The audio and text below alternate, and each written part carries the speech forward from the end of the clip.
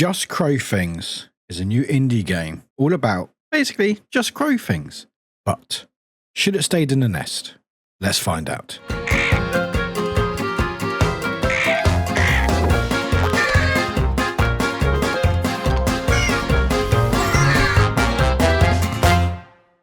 Hey there everybody, my name is Warwick and welcome to Warwick Reviews, or if you're coming back, welcome back. Thank you very much for popping in, appreciate it. Today we're going to be checking out a little indie game that's come out called Just Crow Things. I do want to say a big shout out to the team there who sent me a code for a review, really appreciate it. And what we're going to do here today is talk about basics of the game, what it's all about, and my thoughts and feelings. But before we do, if you haven't already, please subscribe to the channel if you can.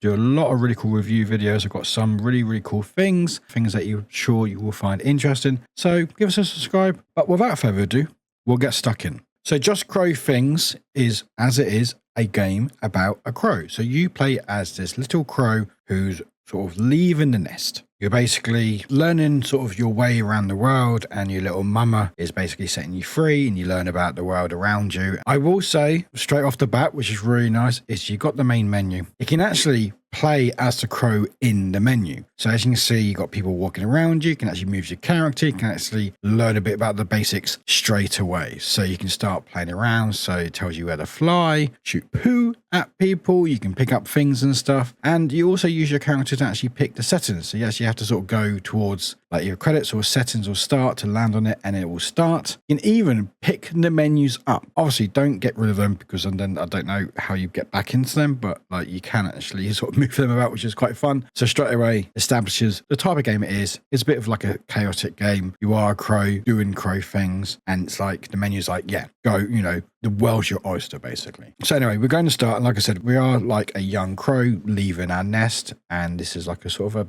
a fairly decent sized tutorial where you sort of learn about all the basics and stuff. It's done in a good way. So the first thing is like that movement and flying and picking something that you like, putting a nest, and then you get given the family heirloom, which is glasses, sunglasses, which looks very cute on the crow. And then it's your job sort of go around the world, and as you do, you learn about different characters, and each character will tell you a bit more about the controls and mechanics of the game. So here you've got this half pony, half hawk, a pony hawk, if you will, learning about how to sort of fly, but also dive, so go places quicker, which will be handy later on in the game. You meet this little squirrel. You need to find their nuts. So they're scattered around, so that teaches you how to pick things up and drop them. And then you've got this peacock, which is all about sort of social media. So this teaches you about photo mode. Every good game needs a photo mode, and it's good to see it here, and there's quite a few options. And one of the good options, one of the better options I've seen with photo mode in this game is you can actually move your character. So you can set it up, but you can actually move your character, so you don't have to sort of try to position yourself before you take a picture. You can sort of take a picture, and then you can move your crow around and sort of position it and stuff, which is quite cool. And then you got this hedgehog guy who's basically annoyed about the humans, or hormons as they say, with two O's. You know, that's how you spell it.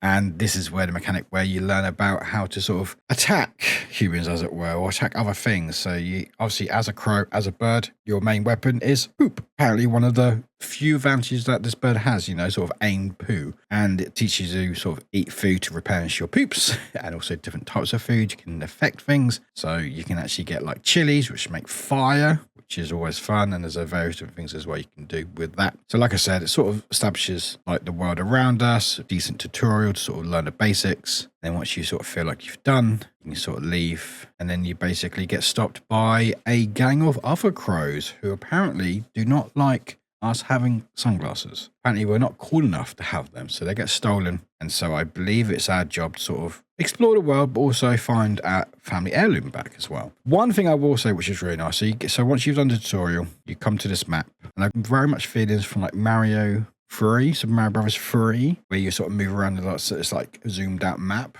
So I've got feelings like that, which is really nice. And as you can see, there is a world, so you can actually revisit places, and you have scores, so you have to get a certain amount of coins or a certain amount of points to be able to go to the next level and stuff. And you can revisit previous lands if you want to get extra scores, and also extra items like hats and cosmetics. So that's pretty cool. But then we visit the city. So this is where we meet our mama again, sort of teaching her about the big bad world, as it were. And we got the people that we met in the tutorial. So you learn a bit more about them. So obviously the one with the phone is more about finding things in life. So basically their job or their role is you need to pick up certain items. So you got coins, glass, bowls, and like a key. And you find them around the world. And your job is basically to cause mayhem, but also try to get enough points to continue through a next level. So you have to get 100 coins minimum, and you do that by various methods and missions within the game. So one of the things you can do, you can sort of knock out humans, and they will sometimes drop coins. Coins you drop, you get points for that. You can also pick up a flamethrower and set things ablaze, which was quite funny to see. And I had a lot of fun with that. Some humans were very concerned, which wouldn't blame them. And then you meet other characters. They've got various different missions and stuff. So you also got like the hamster one again, which is like they don't know where their babies are, so you have to find them and drop them to them. There's another one where you have to basically disperse a human party.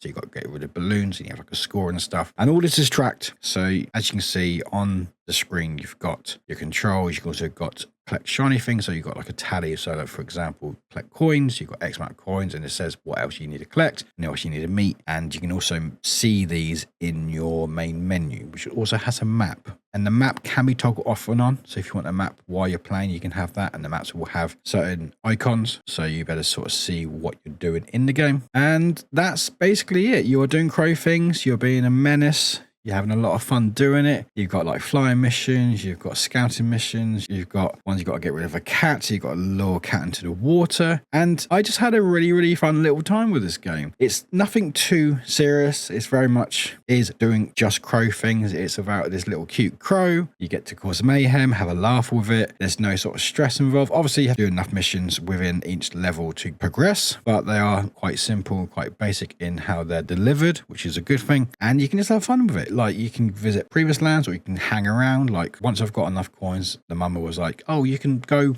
to next level, or you can stay and just carry on and just have a laugh and find new things out. You can put on cars, blow them up and stuff. You can do all sorts. But I had a really nice time with it. It was really cozy, really fun, good laugh. I feel like as you get into the different levels, like we sort of explored a little bit a second level, which was the pharaohs and cats. And it's a very different land, and there's different missions in that. So I feel like enough change in each level to sort of make things feel new, don't feel quite repetitive, which is always good. And it seems like there's a lot of care taken in this to make it as fun and as accessible as possible. Because as with accessibility, I'm always a big advocate of accessibility, and the settings are fairly good, fairly good. One of the things I really do like is the fact is it will give you options. So you got gameplay settings, so you got fly, behavior, swoop auto aim, poop regenerator, item highlight, or race difficulty. And each one you can change how you want. So with the flying, you have to hold it, but you can change the toggle. So if you want to hold out, also same with swoop and poop, you can change them. Change it if you want your poop to regenerate or not. Item highlight, so if you want to change it to make it highlight better for you or hide it. And same with the races, you can make it easier or harder. And there was a really nice line in the bottom that says, all options are valid. The settings you choose are the intended gameplay experience. And I love that. And that is very, very true. If people want to play it in a certain way, let them. That's their experience. And that's a valid experience. And that's how they want to play it. Not everyone is able to sort of play really hard games or enjoy really hard games. And so they want to play a game and go, you know what? I don't want to think too much. I just want to enjoy myself and have fun. And if there's accessibility options to help me play the game that I want to play, then happy days. And it's good to see. So that was really nice. Outside of that, basic settings, nothing too much out there. It's nice to see quite a decent list of language. But yeah, I had a really fun time with it. I think they did a really good job. Again, it's very much,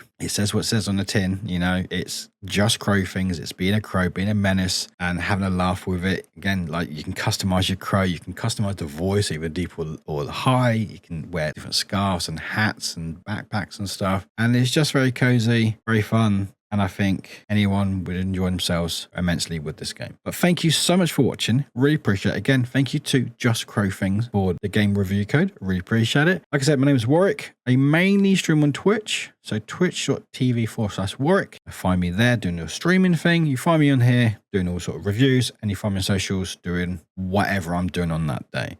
But thank you so much for watching. Please take care. Make sure you subscribe as well.